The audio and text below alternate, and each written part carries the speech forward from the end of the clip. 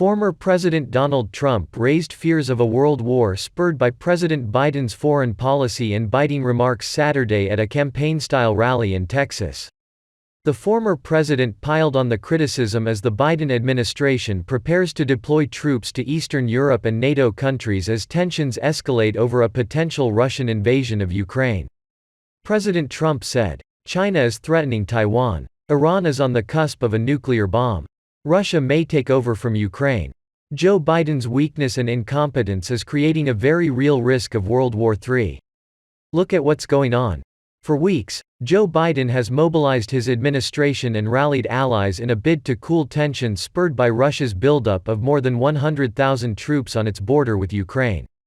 Biden has emphasized diplomacy and dealing with the crisis and has warned Russian President Vladimir Putin that Moscow will face severe sanctions if Russia invades Ukraine.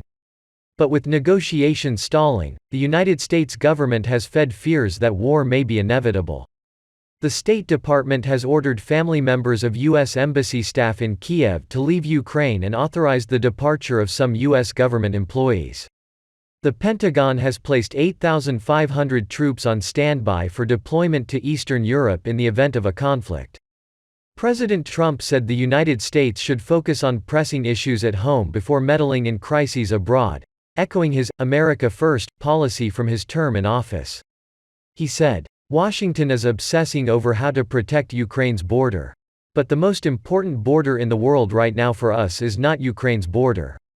It's America's border and we do nothing about it. The first duty of the American president is to defend the American border. Before our leaders talk about invasions of other countries, they need to stop the invasion of this country." Mr. Trump also drew parallels to the 2 decades of U.S. involvement in the Middle East. The former president said, "Americans are sick of politicians who squander our strength and spill our blood all over the world. In many cases for absolutely no reason by countries and for countries that don't even want us there, and certainly don't respect us." The non-interventionist stance has become more widely adopted by Trump-aligned conservatives in Congress. Republicans in Congress have accused Joe Biden of dithering in the face of Russian provocation and call on the administration to project United States power through tough diplomacy and firm economic sanctions as a means of avoiding a military clash, hearkening to President Reagan's "peace through strength" doctrine. They say failing to effectively deal with Russian provocations will directly impact the United States' standing globally.